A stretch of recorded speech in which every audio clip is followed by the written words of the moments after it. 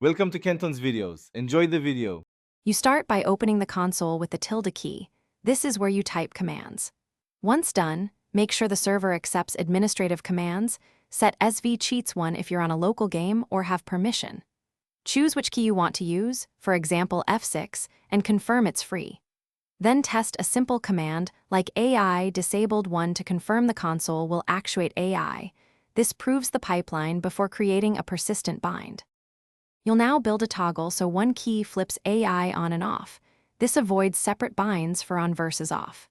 First, create two aliases, one that sets AI disabled 1 and reassigns the toggle to the opposite alias, the other that sets AI disabled 0 and flips it back.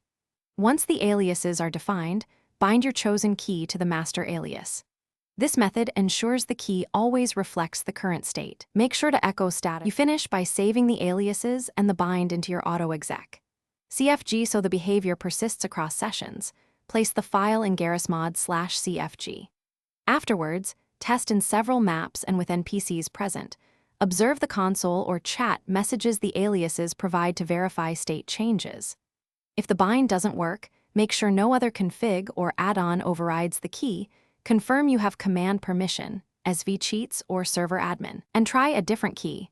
This single troubleshooting tip fixes most failures. Thanks for watching. Consider subscribing if we helped you.